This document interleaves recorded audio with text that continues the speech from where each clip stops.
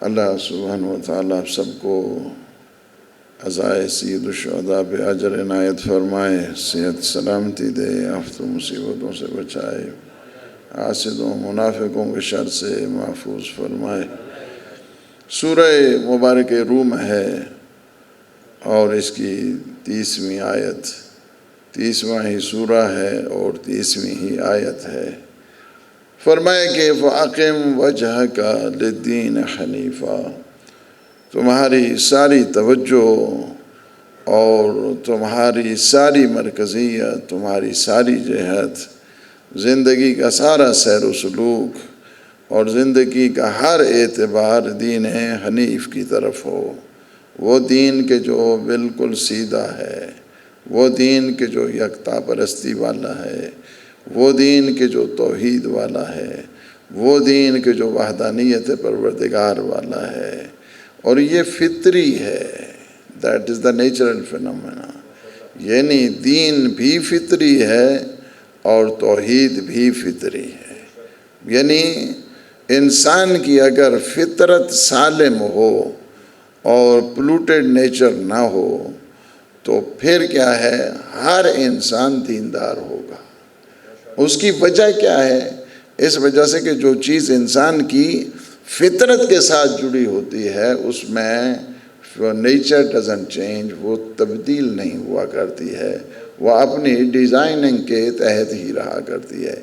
لیکن بعض اوقات کیا کرتا ہے کہ انسان اپنی فطرت کو ہوائے نفسانی سے، خواہشات نفسانی سے، خواہش نفس سے، مختلف قسم کی یہ حب ذات سے، حب جاہ و ریاست سے، حب اقتدار سے، یہ جو مختلف قسم کی آلائشات آتی رہتی ہیں، ان کی وجہ سے اپنی فطرت کو دھندلا کر دیتا ہے، آلودہ کر دیتا ہے، جس کی وجہ سے وہ دین سے ہٹتا ہے۔ اصل یہ نہیں ہے، ہر انسان جب پیدا ہوتا ہے تو فطرت اسلامی کے اوپر ہوتا ہے، فطرت دینی کے اوپر ہوتا ہے، فطرت توحیدی کے اوپر ہوتا ہے۔ ایسا نہیں ہے کہ انسان بے دین پیدا ہوا ہے، انسان بعد میں بے دین پیدا نہیں ہوتا ہے بے دین، بعد میں بے دین بنتا ہے۔ پیدا جو انسان ہوا ہے وہ فطرت اسلامی کے اوپر ہوا ہے، دین کے اوپر ہوا ہے۔ اس وجہ سے معصومین علیہ السلام بھی کیا کرتے تھے؟ وہ فطرت کو پالش کرتے تھے، جو آتا تھا اس کی فطرت کو پالش جب کرتے تھے وہ دین کی طرف آ جاتا تھا۔ یعنی فرق لا تبدیل لخلق اللہ، اللہ کی جو خلقت ہے اس میں آپ تبدیلی نہیں دیکھیں گے۔ لیکن کیا ذالک الدین القیم، یہ دین کی دوسری خصوصیت بتائی ہے۔ پہلی خصوصیت یہ بتائی ہے کہ یہ دین حنیف ہے، دوسری خصوصیت اسی آیت میں بتائی ہے کہ یہ دین قیم ہے، یہ دین بہت مضبوط ہے، یہ دین کمزور نہیں ہے، ضعیف نہیں ہے، بلکہ بہت ہی مضبوط اور مستحکم دین ہے۔ تو پہلی چیز یہ ہے کہ دیندار بھی ہمیشہ مضبوط ہونا چاہیے، مستحکم ہونا چاہیے۔ دیندار بھی کیا ہے؟ صحیح صراط مستقیم پہ رہنا چاہیے۔ دیندار بھی کیا ہے؟ ذالک الدین القیم، کہ یہ دین قیم ہے، اتنا مضبوط ہے۔ جب دین مضبوط ہے تو جو دین کا وارث ہے وہ کتنا مضبوط ہوگا۔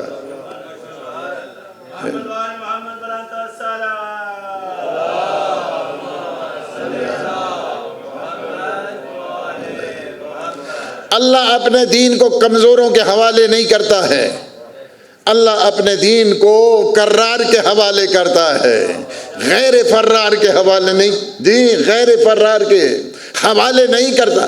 یہی چیز ہے کہ جس کو دیکھنے کی ضرورت ہے۔ مضبوط ہے، مستحکم ہے یہ دین، اس دین کا وارث بھی نہایت مضبوط ہے، جو میدان میں ڈٹ جاتا ہے وہ دین کا وارث ہے۔ اس وجہ سے ذالک الدین القیم، یہ دین کیا ہے؟ بہت مضبوط ہے۔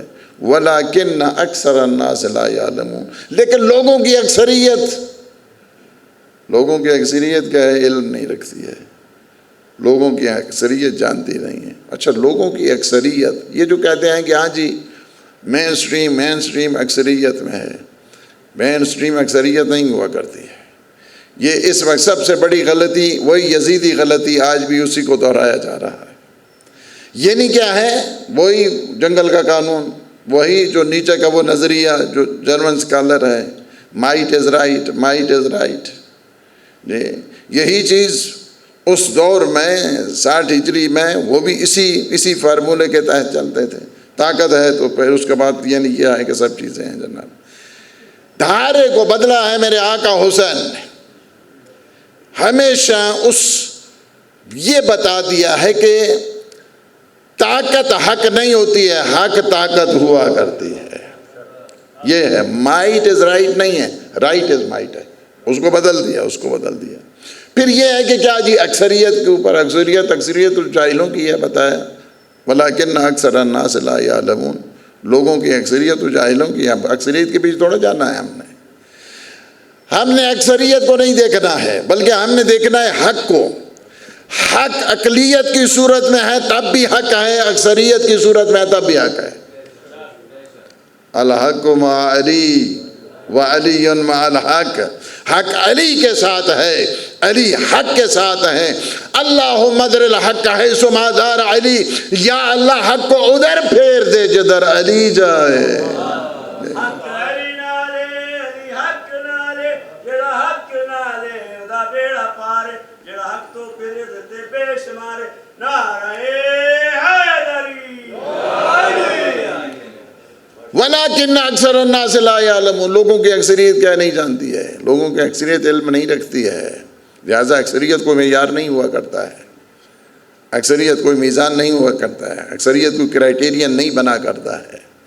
کرائیٹیریا اور کرائیٹیرین ہمیشہ حق ہوا کرتے ہیں، اکثریت کو تھوڑا دیکھنا ہے۔ حضور نے بھی نفی کا فرما دی ہے۔ حضور نے فرمایا، اس حدیث کو سنی شیعہ دونوں نے لکھا، فرمایا کہ یا عمار طاعت علی طاعتی، ہے عمار، علی کی اطاعت میری اطاعت ہے۔ عمار طاعت علی طاعتی، میری اطاعت علی کی اطاعت ہے۔ وطاعتی طاعت اللہ، اور میری اطاعت کیا ہے، اللہ کی اطاعت ہے۔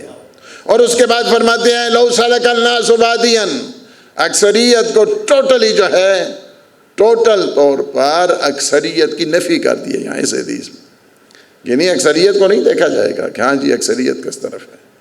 فرمایا لو سلک الناس وادیا، اگر سارے کے سارے لوگ ایک طرف ہو جائیں، یعنی ایک معاشر برپا ہو جائے اور سارے کے سارے لوگ ایک طرف ہو جائیں، لو سلک الناس وادیا وسلک علی ابن ابی طالب وادیا، ایک طرف معاشر برپا ہو گیا ہے، سارے کے سارے لوگ ایک طرف آ گئے ہیں، وسلک علی ابن ابی طالب وادیا، اور علی کا رخ دوسری طرف ہے،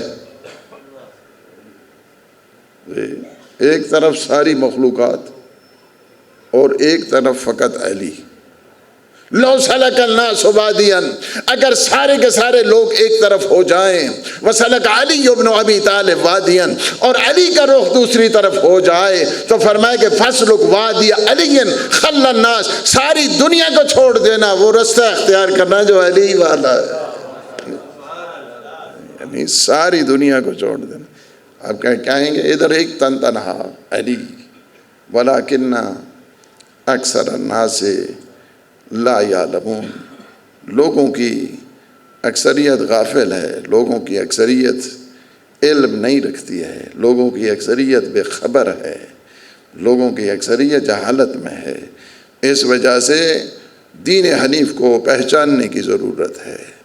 دین حنیف، دین کی جتنی بھی بنیادیں ہیں یاد رکھو۔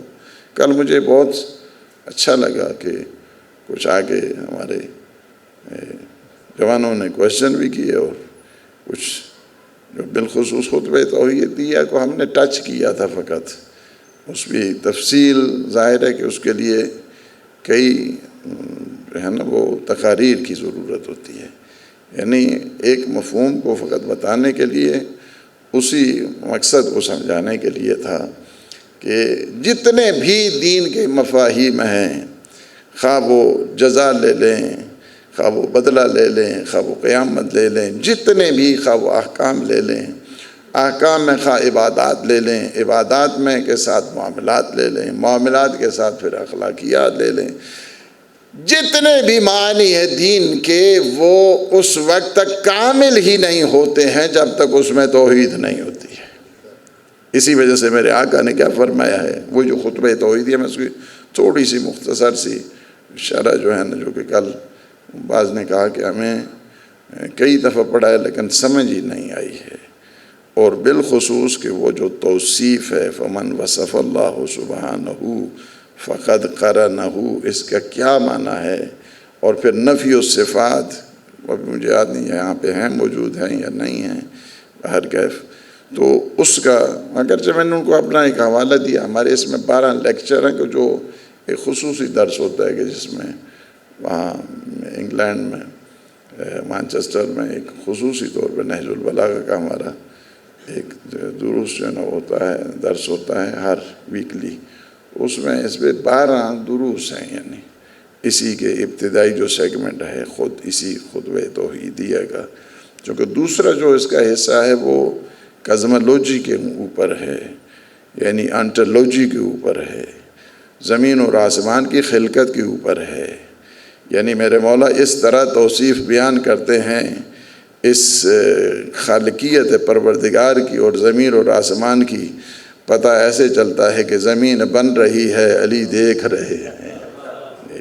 اس طرح اس خطبے کو پڑھیں، پہلا نہج البلاغہ کا جو خطبہ ہے، اس میں جو ہم نے کل تھوڑی سی بحث، ظاہر ہے کہ اس میں چاہیے تھی تفصیل، لیکن ظاہر ہے کہ 1 گھنٹہ ہی ہوتا ہے ہمارے پاس جس میں ساری گفتگو مجھے اچھا لگ رہا ہے ہمارے بلیک بن سے بھی جو ہے نا وہ تشریف جی، صلوات محمد و آل محمد۔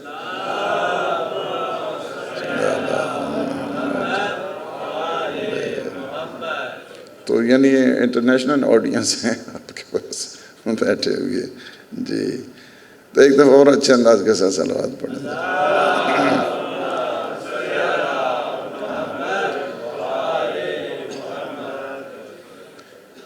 تو فرمائے کہ اول الدین معرفت، دین کی جو بنیاد ہے، اصل الاساس ہے، فاؤنڈیشن ہے دین کی، دین جتنے بھی دین کے معنی کریں گے توحید کے بغیر ناقص ہیں، ہر معنی ناقص ہے، توحید کے ساتھ جڑے ہوئے ہیں، توحید ہی کے ساتھ ہمیشہ ہر تمجیح، جب بھی موقع ملتا تھا معصومین علیہ السلام کو ہمیشہ توحید ہی کی بات کرتے تھے۔ اگر آپ امام رضا علیہ السلام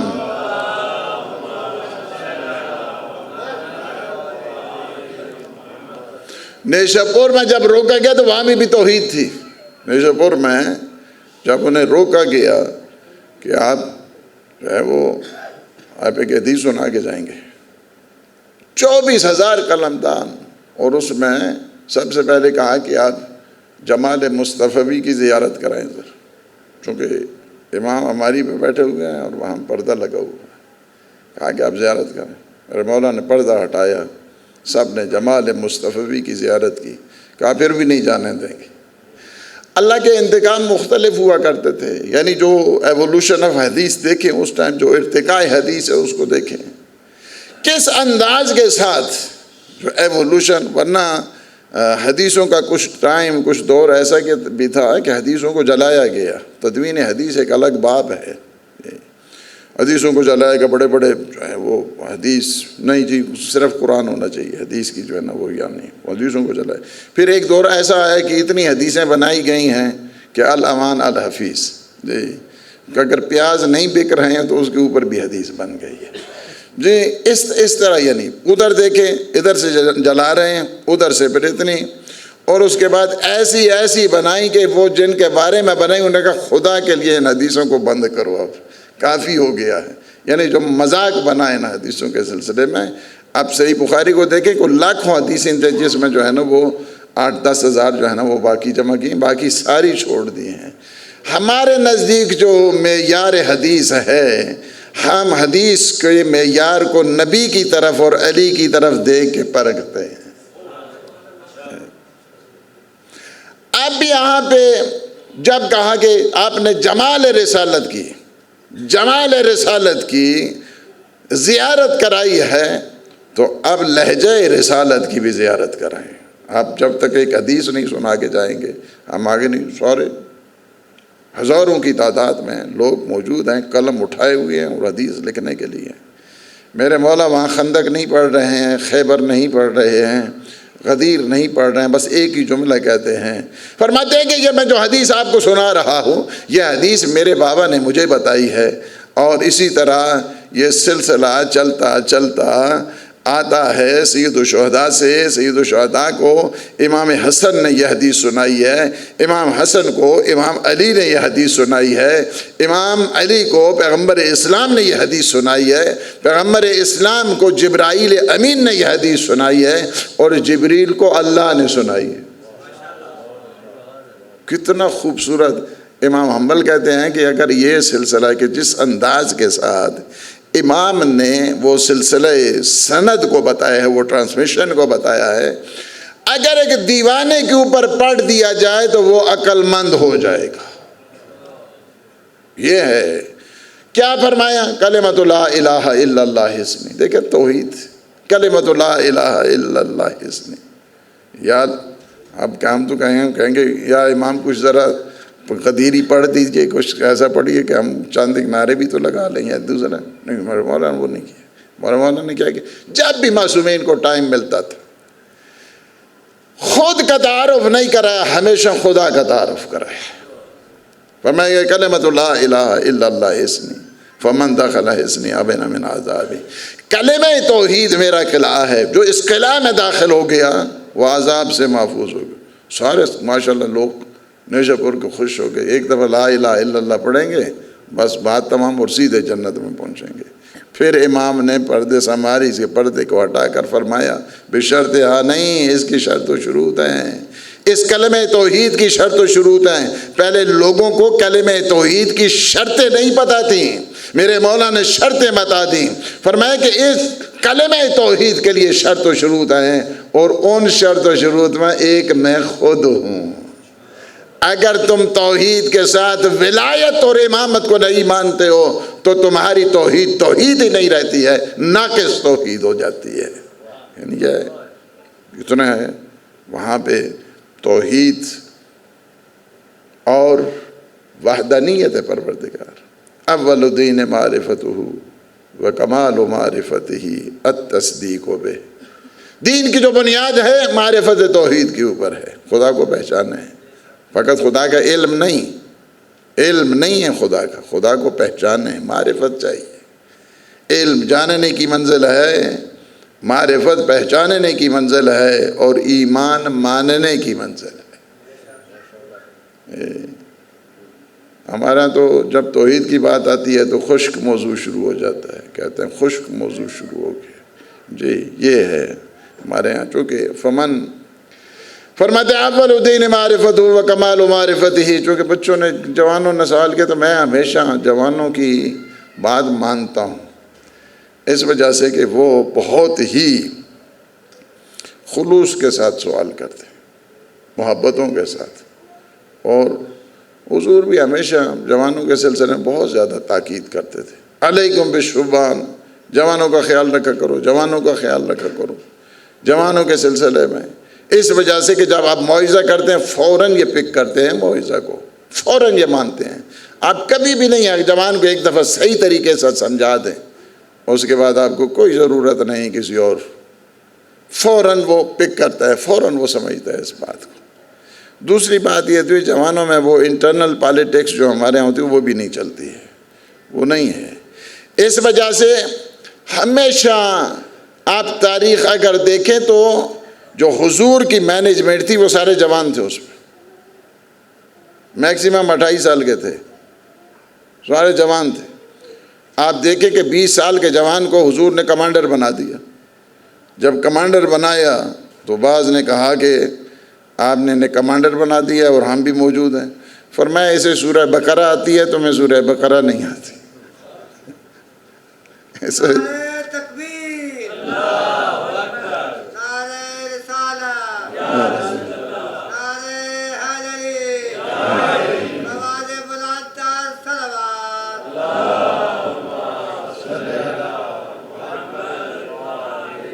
یہ سورہ بقرہ کا حافظ ہے، اس نے سورہ بقرہ کو حفظ کیا ہوا، تمہیں سورہ بقرہ حفظ نہیں ہے۔ اس وجہ سے میں نے یعنی بنیاد قرآن بنائی، بنیاد قرآن۔ اول دین معرفت و کمال و معرفت ہی التصدیق بے، اور پھر معرفت کا کمال یہ ہے کہ انسان منزل تصدیق پر آ جائے، منزل ایمان پر آ جائے، منزل ایقان پر ایک انسان آ جائے، صحیح؟ چونکہ معرفت کے بعد درجات اس طرح نہیں ہے کہ ہاں جی توحید تو سب کے اندر موجود ہے، فطرت انسانی میں موجود ہے، فقط اس طرح نہیں کرتے تھے معصومین نے، اور بتایا کہ درجہ تمہارا ایوولوشن ہو جائے، تمہارا ارتقاء ہو جائے، تمہاری بلندی ہو جائے، معرفت توحید کے بعد، معرفت کے بعد پھر تصدیق کی منزل پر آؤ، تو ایمان اور ایقان کی منزل پر آؤ۔ وَكَمَالُ التَّصْدِيقِ بِهِ التَّوْحِيدُ، یعنی کیا ہے کہ پہلی منزل معرفت ہے، پہچان ہے، دوسری منزل کیا ہے؟ تصدیق ہے، یعنی ایقان کی انسان منزل پر آئے، یقین کی منزل پر آئے۔ بہت سارے ہیں علم الیقین، اس کے بعد توحید کے سلسلے میں، لیکن جسے حقیقت میں توحید کا شہود ہو جاتا ہے اور یقین کامل ہو جاتا ہے اور انسان اس منزل کے اوپر آ جاتا ہے، تو پھر کیا ہے کہ وہ شعر فارسی کے ہیں البتہ، تو ہر کس کے تو را شناخت جان را چے کند، جس نے تیری معرفت حاصل کر لی اسے جان کی اس کو کوئی پرواہ نہیں ہے۔ ہر کس کے تو را شناخت جان را چے کند، فرزند و عیال و خاندان را چے کند، دیوانہ کو نیند۔ فرماتے ہیں کہ جسے تیری معرفت حاصل ہو گئی اسے نہ جان کی پرواہ ہے، نہ مال کی پرواہ ہے، نہ اولاد کی پرواہ ہے۔ جی دیوانہ کو نہیں ہر دو جہان عشق بخشی، دیوانہ تو ہر دو جہان راجے کو نہ، جو تیرا عاشق بندہ ہے نہ اسے اس دنیا کی غرض ہے نہ اس دنیا کی ہے، وہ تو تیرے جمال کا منتظر ہے۔ جی جی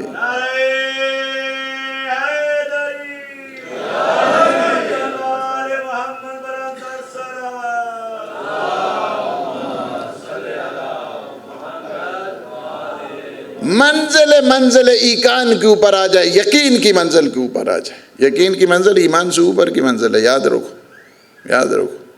یعنی اسلام کے بعد ایمان ہوتا ہے، ایمان کے بعد پھر یقین کی منزل آتی ہے۔ جوانی کے بارے میں اصول کافی میں 3 روایتیں ہیں، اس میں 3 جوان کو دیکھا کہ صبح کی نماز کے بعد حضور دیکھتے تھے، کیا دیکھا؟ ایک جوان ہے، چہرہ زرد ہے، آنکھیں اندر کو دسی ہوئی ہیں، بالکل پتہ چلتا ہے ساری رات نہیں سویا ہے۔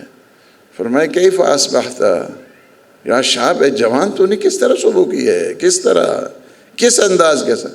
کہا اصبحت موقنا، میں نے حالت یقین میں the stage of certainty، میں نے حالت یقین میں صبح کی ہے۔ کہا کہ لِكُلِّ شَيْءٍ دَلِيلٌ وَمَا دَلِيلٌ لِيَقِينٍ، ہر چیز کے لیے کوئی ایویڈنس چاہیے ہوتا ہے، تیرے یقین کے اوپر کیا ایویڈنس ہے؟ انہوں نے پھر سارا یعنی بتایا کہ میرے یقین کے اوپر یہ ایویڈنس ہے کہ میں سب اس دنیا کو، دنیا و ما فیہا، اور اس کے بعد میں جنت کو بھی دیکھ رہا ہوں، میں جہنم کو بھی دیکھ رہا ہوں، میں مومنین کو دیکھ رہا ہوں جو جنت میں نعمتوں سے سرفراز ہو رہے ہیں، میں جہنمی کو بھی دیکھ رہا ہوں جو آتش جہنم میں سڑ رہے ہیں، جل رہے ہیں، مر رہے ہیں۔ اب اگر ایک بات میں آپ کو کہوں اور پوچھوں اس بات کے لیے کہ اگر یہ ویسے ہی بات کر رہا تھا تو حضور کا کیا حق نہیں بنتا تھا؟ حضور کہتے ہیں ابھی جوان ہو، ذرا بس کرو، ذرا چپ کر کے رہو۔ اسی طرح نہیں، میرے آقا فرماتے ہیں سارے صحابیوں کو خطاب کر کے، ھذا عبد نور اللہ قلبہ، یہ وہ جوان ہے کہ جس کے دل کو اللہ نے نورانی کر دیا ہے، نورانی ہو گیا اس کا دل نورانی ہو گیا۔ کہا تیری کوئی خواہش ہے؟ کہا بس ایک ہی خواہش ہے، ایک ہی تمنا ہے، آپ میرے لیے دعا کریں کہ اللہ مجھے شہادت کی منزل عطا فرمائے، خدا مجھے شہادت عنایت فرمائے۔ اسی کے بعد کہتے ہیں کہ وہ 13واں یا 14واں تھا کہ غزوہ جنگ ہوئی، جس میں 13واں نمبر تھا، یہ 14واں ہے۔ 3 اس میں حدیث خود اصول کافی میں۔ بات کیا ہے کہ انسان منزل تصدیق پر آ جائے۔ اس کے بعد فرماتے ہیں وَكَمَالُ التَّصْدِيقِ بِهِ التوحید. اب انسان جب منزل یقین پر آتا ہے، یقین کی منزل بہت بڑی منزل ہے. یقین کی منزل تو وہ ہے کہ جس طرح خود حضرت ابراہیم علیہ السلام، یہ سنگین باتیں ہیں اور آپ غور سے سن رہے ہیں، میں خوش ہو رہا ہوں. صلوات پر محمد وعلیہ وسلم.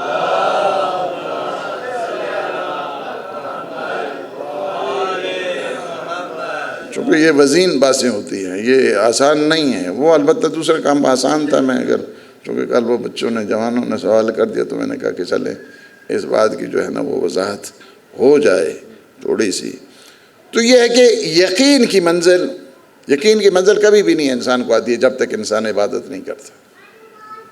عبادت سے یقین کی منزل آتی ہے. وَاعْبُدْ رَبَّكَ حَتَّىٰ يَأْتِيَكَ الْيَقِينُ. اللہ کی اتنی عبادت کرو کہ جہاں تک کہ تم منزل یقین پر آ جاؤ. منزل یقین پر. حضرت ابراہیم نے کہا کہ اللہ تو کس طرح زندہ کرتا ہے؟ فرمایا آپ کو پتہ نہیں ہے کس طرح زندہ کرتا ہوں؟ کہا نہیں پتہ تو ہے، لیکن چاہتا ہوں کہ تیرے موقنین بندوں میں شامل ہو جاؤں. جو اہل یقین ہے نا، میں ان میں شامل ہونا چاہتا ہوں. یعنی کیا منزل آپ نے دیکھی. منزل انسان جب منزل یقین پر ہوتا ہے، سورۃ تکاثر کو تو پڑھا، الہاکم التکاثر حتی زرتم المقابر ثم کلا سوف تعلمون کلا لو تعلمون علم الیقین لترون الجحیم. یہ لترون الجحیم. اگر تم منزل یقین پر ہو تو تم ابھی بھی جہنم کو دیکھ سکتے ہو. ابھی بھی جہنم کو دیکھ سکتے. یہ نہیں ہوتا ہے کہ مرنے کے بعد تو ہر ایک دیکھے گا، اس میں نہیں ہے. یعنی دنیا میں ہی انسان یقین کی اگر منزل پر ہے تو وہ دیکھ سکتا ہے. اور وہ جو یقین کی منزل ہے، علم الیقین ہے، پھر اس کے بعد جو ہے وہ عین الیقین ہے، حق الیقین ہے. یہ منازل ہے خود یقین کے سلسلے میں. ایک دفعہ دھوئیں کو آپ نے دیکھا تو آپ کو یقین ہوگا کہ یہاں پہ آگ ہے. ایک دفعہ آپ آگ کے پاس بیٹھے ہوئے ہیں اور آپ آگ کو دیکھ رہے ہیں، یہ بھی یقین کی منزل، لیکن یہ عین الیقین ہے. ایک دفعہ انسان آگ کے اندر بیٹھا ہوا ہے، وہ حق الیقین کی منزل پر ہے. تینوں میں یقین تو تینوں کو ہے، لیکن جو آگ کے اندر ہے نا اسے وہ حق الیقین کی منزل کے اوپر ہے. تو مولا کو جو چاہیے نا، وہ 12ویں آقا کو وہ اس قسم کے لوگ چاہیے. جی اس قسم کے لوگ چاہیے. ہاں جی ہم یہ کر دیں گے، ہم وہ کر دیں گے. اچھا پھر کیا ہے پتہ نہیں چل رہا کہاں گئے. حق الیقین والے چاہیے، عین الیقین والے افراد جو ہے مولا امام زمان عجل اللہ تعالی فرج الشریف.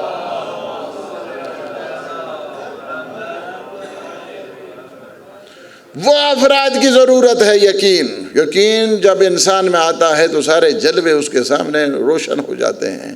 لیکن میرے مولا فرماتے ہیں لو کشف الغطاء لمزددت یقینا. اگر دنیا پوری کے پردوں کو چاک کر دیا جائے تو علی کے علم یقین میں ذرہ برابر فرق نہیں ہے. علی کے یقین میں ذرہ برابر فرق نہیں ہے. میرے مولا وہ ہیں امام الیقین ہیں.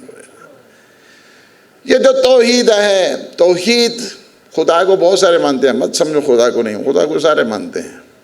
خدا کو ہندو مانتے ہیں، خدا کو سکھ مانتے ہیں، عیسائی مانتے ہیں، اور یہ یہودی مانتے ہیں. سارے تقریباً اکثر جو مکاتب فکر ہیں وہ خدا کو تو مانتے ہیں. خدا کو یہ نہیں ہے کہ خدا کو نہیں مانتے ہیں. توحید کو نہیں مانتے، توحید کو نہیں مانتے. یہ فرق ہے. اسلام میں، اسلام مکتب توحید ہے.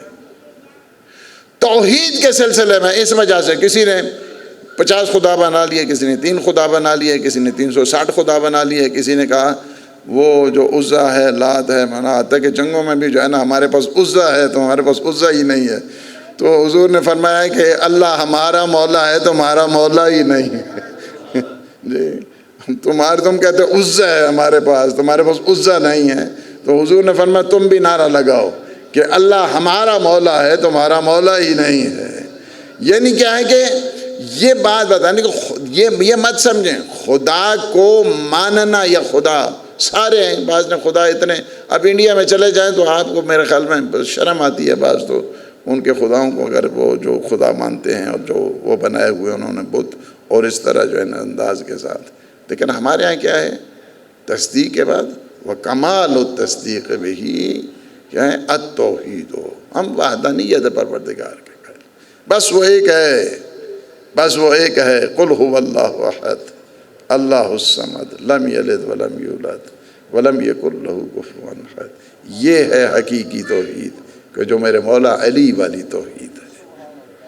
یہ توحید وکمال توحید بھی فرماتے ہیں کہ اس الاخلاص اللہ، فقط یہ نہیں ہے، اسے ہر قسم کی منزل سبحانیت پہ لے جائے اپنے توحید کو، توحید کی جو منزل ہے اس کے، یہ تو کیا ایوولوشن ہو رہا ہے بات کی، یعنی پہلے معرفت آتی ہے، پھر اس کے بعد یقین ایقان کی اور تصدیق کی منزل آتی ہے، توحید کے اس کے بعد توحید کی منزل آتی ہے، توحید کے بعد پھر اخلاص کی منزل آتی ہے۔ اخلاص یعنی اپنے رب کے سلسلے میں اسے سبحانیت کی منزل پر لے کے آ جائے، سارے نقائص مجھ میں ہیں، میرا اللہ ہر قسم کے نقص و عیب سے پاک ہے، منزہ ہے۔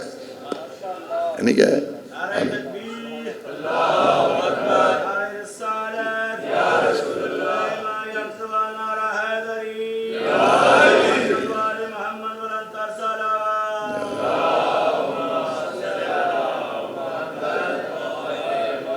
وَكَمَالُ الْإِخْلَاصِ لَهُ نَفْيُ الصِّفَاتِ عَنْهُ، اور اخلاص کا کمال یہ ہے، اخلاص کا کمال یہ ہے، یہ بہت مشکل باتیں ہیں کہ جس کو بہت بڑے بڑے جو فلسفی ہیں، منطقی ہیں، تھیالوجین ہیں، اس کے اوپر تو کئی جلدیں جو ہیں نا، وہ کئی جلدیں ہیں، بحث ہے اس کے اوپر۔ یہ جو آپ آج سن رہے ہیں نا، 1 گھنٹہ ہی میں سنا نہیں ہے مجھے، اور چاہتا یہی ہوں کہ چلیں ایک حد جو ہے نا، وہ ایک حق بھی ادا ہو جائے، ایک حد بھی ادا ہو جائے۔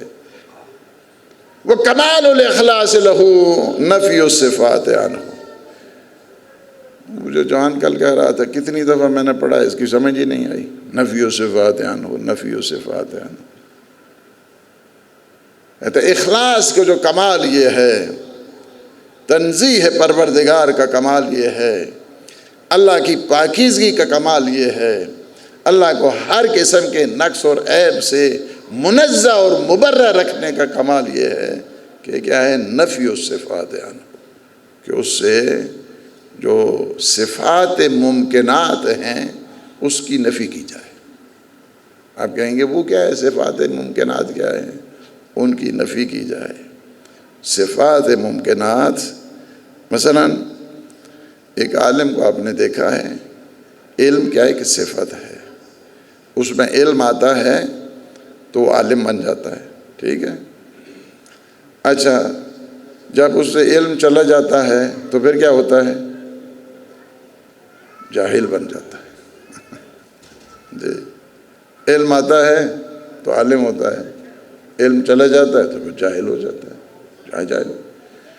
ہر ایک کے بارے میں، ہر ایک کے بارے میں ہم سارے ابتدا میں، مثلا کسی میں قدرت آتی ہے، طاقت آتی ہے، جی، تو طاقتور ہو جاتا ہے، کمزور ہوتا ہے، ہڈیاں کمزور ہو جاتی ہیں، اٹھ بھی نہیں سکتا ہے، تو پھر کیا ہے؟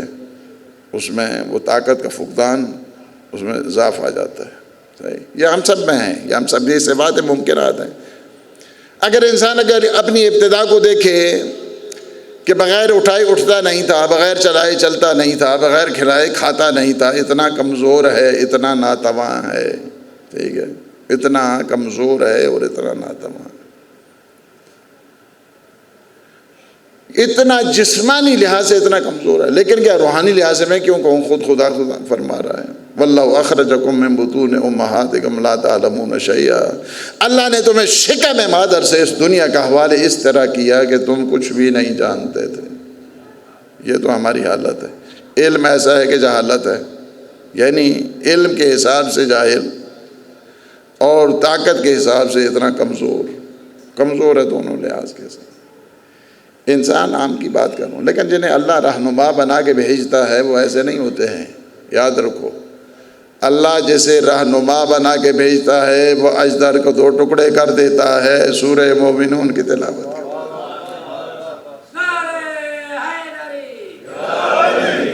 اس وجہ سے اپنے ساتھ مقایسہ نہ کرنا ان کا، لا یقاس، ان کو کبھی ان کے ساتھ مقایسہ نہیں کرنا۔ اللہ نے انہیں طاقت دے کے اللہ انہیں طاقت دے کر بھیجتا ہے، علم کے خمیر کے ساتھ انہیں بھیجا کرتا ہے۔ اس وجہ سے اللہ کے جو نمائندے ہیں، اللہ کے جو جنہیں اللہ نے ولایت دی ہے، جنہیں اللہ نے امامت دی ہے، جنہیں اللہ نے اس دین کی سربراہی دی ہے، جنہیں اللہ نے اس دین کا وارث بنایا ہے، وہ ایسے نہیں ہیں دنیا کے پاس جا کے مسئلے پوچھتے ہیں، بلکہ کیا ہے فرمایا لو شرقن و غربن، اگر تم مشرق تا مغرب بھی چلے جاؤ، اگر تمہیں کوئی علم ملنے والا ہے تو وہ علم علی کے در سے ملے گا، علم علی کے در سے ملے گا۔ خالص علم تمہیں کسی جگہ ملنے والا نہیں ہے۔ علم اگر تمہیں ملنے والا، اسی وجہ سے نہج البلاغہ میں اس سے بہتر تعبیر نہیں ہو سکتی ہے کہ میرے آقا نے مجھے علم اس طرح عنایت فرمایا، جس طرح ایک پرندہ اپنے بچے کو دانا کھلاتا ہے، پرندہ اپنے بچے کے لیے جس طرح دانا کھلاتا ہے، اسی طرح جو لاتا ہے کھلا دیتا ہے۔ اور یہ تعبیر بتانے کے لیے کہ جس طرح حضور اللہ سے علم لے کر آئے تھے بغیر کسی کمی پیشی کے، سینہ علی میں ودیعت کرنے کے بعد فرما دیا انا مدینۃ العلم وعلی بابا۔ یا علی مشکل کشاری ہر مرض کی دعا علی نعرہ حیدری۔ اور فرمایا من اراد العلم فلیاتی الی الباب، جسے علم کی تلاش ہے، پرنالوں سے کچھ نہیں ملنے والا، دیواروں سے کچھ نہیں ملنے والا، چھتوں سے تمہیں کچھ نہیں ملنے والا، علی باب بھی ہے، علی باب بھی ہے، علی سے ملے گا تمہیں، علی سے ملے گا۔ فرمایا کیا ہے؟ اسی وجہ سے ہم کیا ہیں؟ فرمایا کہ وَكَمَالُ الْإِخْلَاصِ لَهُ نَفْيُ الصِّفَاتِ عَنْهُ، کمال اخلاص یہ ہے کہ جو صفات ممکنات ہیں، صفات ممکنات ہیں، اللہ کے ساتھ نہ جوڑے ان کو، ان کی نفی کر دے، ان کی نفی کر دے۔ اس طرح ہے کہ جس طرح تمہاری ذات سے انسانیت جدا نہیں ہو سکتی، اللہ کی ذات سے نہ علم جدا ہو سکتا ہے نہ قدرت جدا ہو سکتی ہے۔ لہذا اس کی قدرت کو، اس کے علم کو، اس کے ارادے کو، اس کی حیات کو اللہ سے کبھی سے یہ نہیں سمجھنا کہ اس کی صفت الگ ہے۔ یہ تو ممکنات کی صفتیں ہیں کہ وہ کچھ پڑھ لیا تو عالم بن گیا، جب وہ علم چلا گیا تو جاہل بن گیا۔ اللہ کے ہاں نہیں ہے، اللہ کے پاس علم ذاتی ہے، اللہ کی حیات ذاتی ہے، اللہ کی قدرت ذاتی ہے۔ اگر اس کی صفات کو، جہاں پہ بہت بڑے بڑے گروپ بنے ہیں تھیالوجین کے، علم کلام متکلمین، جہاں اشاعرہ کا الگ نظریہ، معتزلہ کا الگ ہے، امامیہ کا الگ ہے، امامیہ کو عدلیہ بھی کہتے ہیں۔ ان کا یہ جو تین بڑے گروہ ہیں تھیالوجی کے، علم کلام کے، الہیات کے تین بڑے گروہ ہیں۔ ان میں سے جو مکتب اہل بیت والوں کا نظریہ ہے، میں نے ایک آدمی کو باتیں کر رہے تھے توحید، میں نے کہا شکر کرو ہم تمہیں مسلمان مانتے ہیں، ہاں شکر کرو۔ وہ تو تم تین تثلیث کو رو رہے تھے کہ یہ باپ ہے اور بیٹا ہے اور روح القدس ہے، ٹھیک ہے، یہ جو ٹرائنٹی ہے، ٹھیک ہے، باپ بیٹا۔ اسی وجہ سے میں کہتا ہوں نا، خدا کو مانتے ہیں توحید کو نہیں مانتے۔ توحید الگ چیز ہے، خدا الگ چیز، یہ اس طرح ہے۔ آپ کسی نے کہا کہ جب آپ صفت کو اور ذات توحید کو الگ الگ سمجھیں گے تو پھر آپ کو 99 خدا بنانے پڑیں گے۔ اس وجہ سے کہ جب ذات الگ ہوگی اور صفت الگ ہوگی، جس طرح ہم لوگ ہیں، مثلا میں اپنی مثال دیتا ہوں، ٹھیک ہے، یا ایک استاد کی مثال دیتے ہیں۔ استاد کے پاس جب تک علم ہے، اچھا اس کا علم اور اس کی ذات الگ چیز ہے نا۔ علم جائے گا کسی کے پاس، جا کے سیکھے گا، اسے علم جب تک اس کے پاس ہے استاد کہا جائے گا، عالم کہا جائے گا۔ اور علم چلا گیا ہے، کتنے لوگ ہیں، اسے کو تھوڑا کہتے ہیں عالم جی۔ بہت بڑا ریسلر ہے، بہت بڑے، آپ نے دیکھے ہیں کہ بڑے بڑے جو ریسلر، بڑے بڑے ویٹ لفٹر، ان کو وہ اس پہ لے کے جا رہے ہوتے ہیں ویل چیئر کے اوپر۔ پچھلے دنوں ایک کہتے ہیں کہ وہ پوری دنیا میں سب سے بڑا جو ہے نا وہ تھا، اور اس کو ویل چیئر کے اوپر لے کے جا رہے تھے اس جہاز کے اندر جی. وہ اس وقت اس کی طاقت تھی، آج وہ جو ہے وہ بچوں کی طرح اس کو لے کے جایا جا رہا ہے. ٹھیک ہے، اس سے کیا ہے طاقت، جب تک طاقت ہوتی ہے ٹھیک ہے اس میں قدرت موجود ہے، جب تک اس میں علم ہوتا ہے اس کو عالم کہا جاتا ہے. یہ جو صفت ہے یہ باہر سے آئی ہے، یہ صفت علم، صفت قدرت، صفت دانائی، صفت توانائی، یہ ساری کی ساری باہر سے آئی ہیں.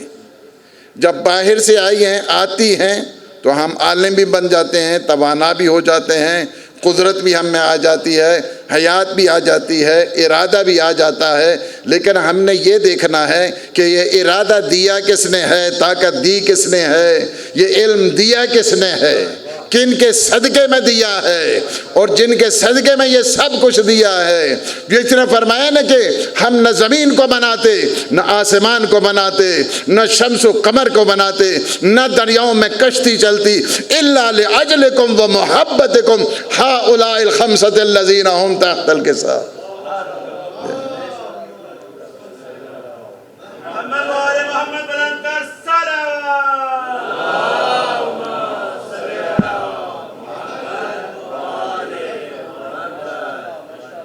نفی الصفات یعنی اس کی صفتیں اس کی ذات سے جدا نہیں.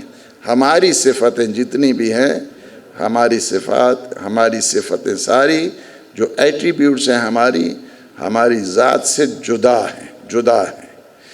اللہ سبحانہ و تعالیٰ کی صفتیں جتنی بھی صفتیں ہیں، خواہ وہ 99 آپ شمار کریں یا آپ دعائے جوشن کبیر میں چلے جائیں تو آپ کتنی ہیں اس میں جی 1001 وہ صفتیں آپ وہ لے لیں. جتنی بھی صفتیں اس کی ذات سے جدا نہیں ہیں بلکہ اس کی عین ذات ہیں.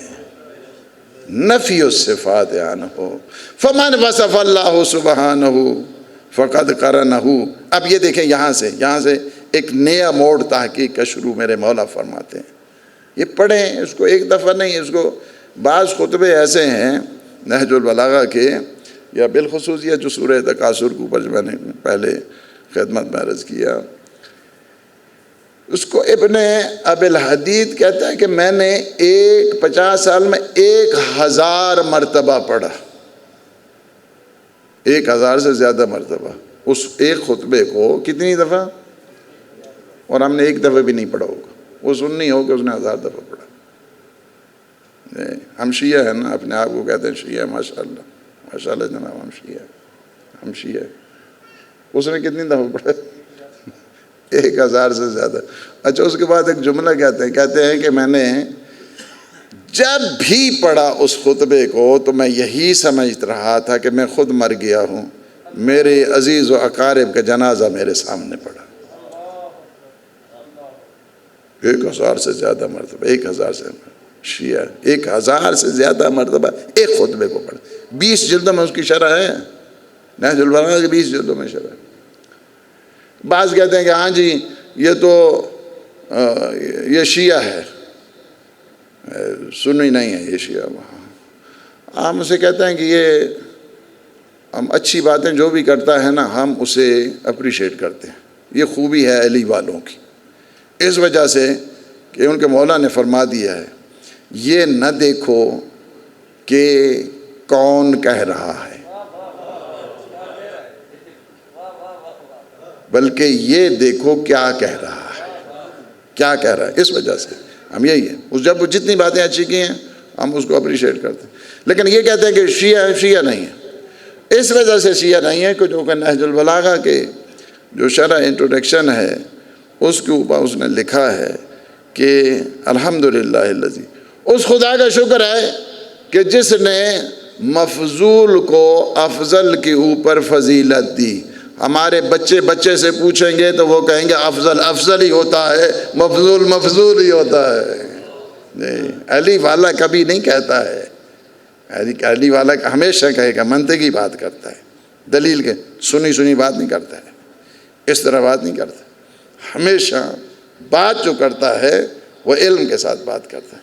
کہاں پہ دنیا میں کون سے جو ہے نا وہ عقل مند کہے گا کہ مفضول کو جو ہے نا وہ افضل کو جو ہے نا وہ یعنی مفضول کو افضل کے اوپر فضیلت ہے؟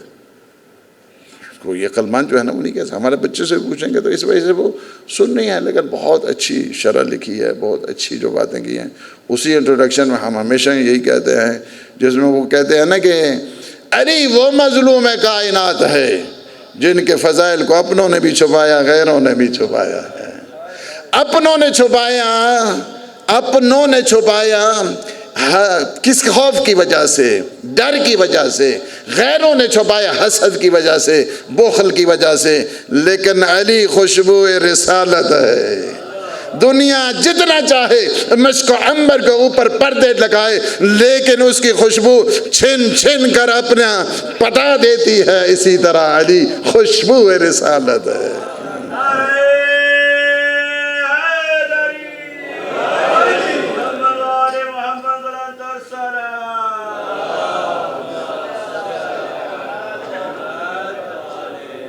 فمن وصف اللہ سبحانہ فقد قرنہ، جس نے ذات اور صفت کو الگ الگ سمجھا تو اس نے گویا اللہ کا پارٹنر بنا دیا، اللہ کا ایک ساتھی بنا دیا ہے، اللہ کا ایک قرین بنا دیا ہے، اللہ کا ایک کولیگ بنا دیا ہے.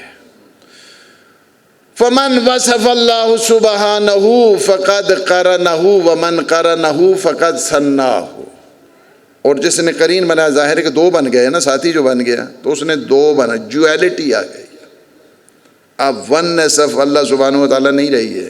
فقط ثناہ ہو، اس نے کہا دوئیت کا، اور اللہ کی ذات دوئیت کے دھبے سے مستثنا اور منزہ اور مبرہ ہے. ومن ثناہ فقد جزہ، اور جس نے دو بنائے ہیں تو اس کا مطلب یعنی ہے کہ اس نے کچھ اس قسم کی کمپوزیشن کی ہے، کمبینیشن کی ہے، اس نے اس کا تجزیہ کیا ہے، اس نے اس کی ترکیب کا، یعنی گویا کہ مل کر بنا ہے نا. تو جو مل کر بنا ہے اس کا مطلب یعنی جو مرکب ہو گیا وہ خدا تھوڑا ہوتا ہے. خدا نہیں ہوتا ہے. جو دو چیزوں سے مل کر بنے، ملانے والا خدا ہوتا ہے. ہاں، بنانے والا خدا ہوتا ہے، بننے والا خدا نہیں ہوتا ہے. یہ چیز جو بنا دی ہے خدا، نہ ہمارے تصور میں خدا کی نہ تصویر بنائی جا سکتی ہے، نہ خدا کا تصور کیا جا سکتا ہے. وہ اور توحید ہے جو یہ کہتے ہیں کہ خدا کرسی پہ بیٹھے گا، اتنا وزن ہوگا کہ کرسی چر چر کرنے لگے گی، کرسی بولنے لگے گی. یہ توحید علی والی نہیں ہے، یہ توحید کسی اور کی ہے. من ثنا فقد جزا فقد جزہ ومن جزہ فقد جاہلہ. یہ جو ترکیب کے قائلین ہیں اس کا مطلب یعنی یہ ہے کہ وہ توحید سے جاہل ہے. توحید کا مطلب انہیں پتہ نہیں، وہ بے خبر ہے. ومن جاہلہ فقد اشار الیہ، اور جو اس تجزیے کے قائل ہیں، ترکیب کے قائل ہیں، کمبینیشن کے قائل ہیں، اس جہالت کے قائل ہیں، وہ اشارہ کرتے ہیں وہ وہاں جگہ ہوگا، وہ عرش پہ ہوگا، وہ آسمانوں پہ ہوگا، وہ زمین پہ. اس کا مطلب یعنی یہ ہے کہ وہ اشارہ کرتے، پوائنٹ آؤٹ کرتے رہے. ومن اشار الیہ فقد حدہ، اور جس نے اشارہ کیا، پوائنٹ آؤٹ کیا، اس نے اس کی حد بندی کر دی ہے، کسی جگہ محدود کر دیا ہے. خدا کوئی محدود ذات نہیں، خدا ہر جگہ ہے. نحن اقرب الیہ من حبل الورید، ہم تو انسان کی شاہ رگ سے بھی زیادہ اس کے قریب ہیں. لہٰذا انسان، وہ میرا رب ایسا ہے، وہ ہر جگہ پہ ہے، وہ مسجد میں بھی ہے، وہ سفر میں بھی ہے، وہ حضر میں بھی ہے.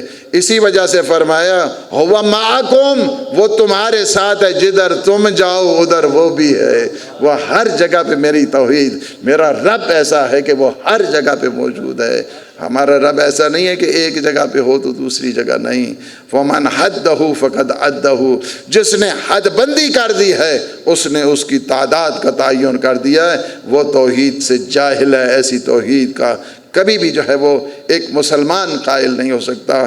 یہ توحید میرے مولا امیر المومنین نے بتائی ہے. یہ میں اس جوان کا شکریہ بھی ادا کرتا ہوں کہ چلیں اس حد تک ہمیں آگے کل تو میں نے ویسے پڑھ دی تھی اور اس کا ترجمہ بھی نہیں کر سکا، لیکن آج کم از کم اتنا ہو گیا ہے کہ یہ جو توحید کی صورت ہمیں مولا امیر المومنین نے، حقیقت بات یہی ہے، اگر کسی نے دین سیکھنا ہے اور دین پناہ کسی نے دیکھنا ہے تو وہ اس گھر کے علاوہ کچھ نہیں ہے، اور اس دین کی پناہ کا نام حسین ہے۔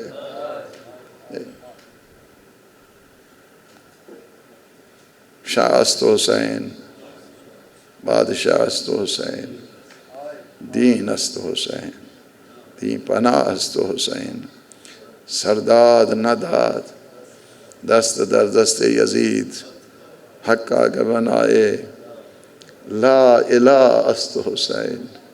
کلمہ توحید کی سربلندی کو، اور یہی چیز ہے نا، آپ اگر دیکھنا چاہیں کلمہ توحید کی سربلندی، جس میں اطہر کہاں پر ہے، سر نو کے نیزہ پہ سوار، اور اس کے بعد تلاوت قرآن مجید، اور انا اصحاب الکہف والرقیم۔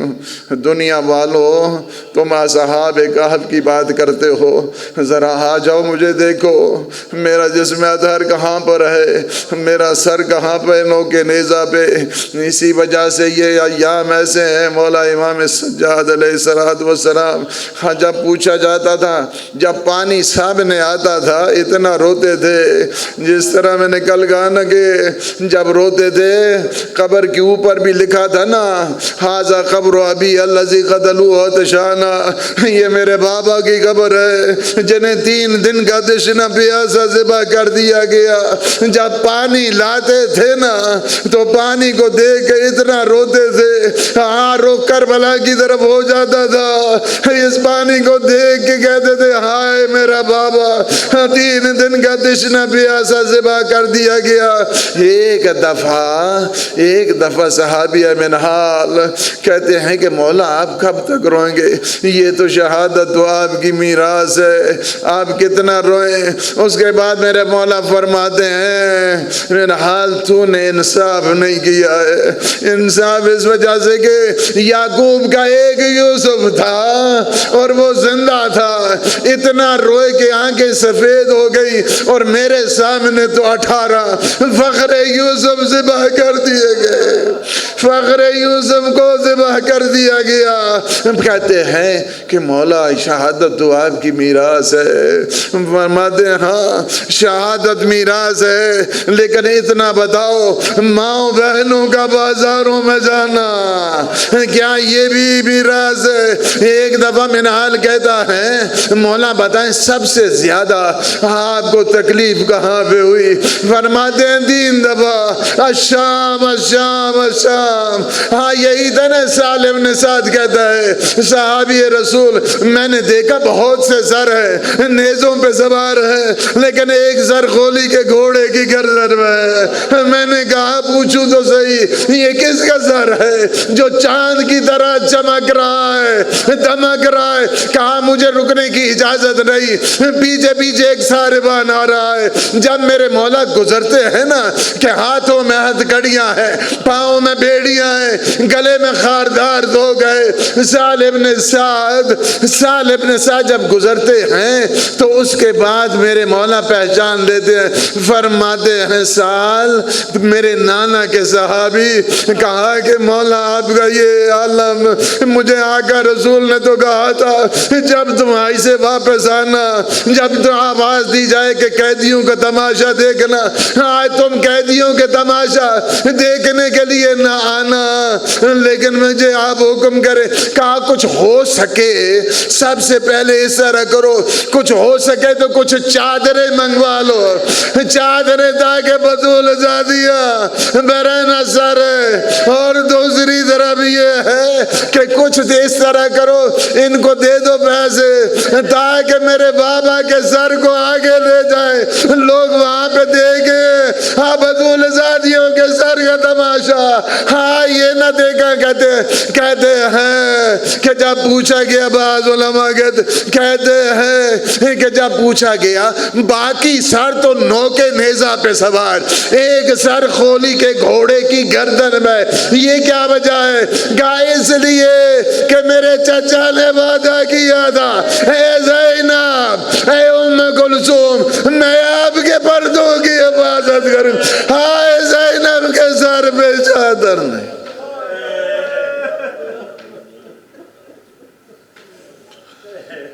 اللہ لعنت اللہ علی القوم الظالمین۔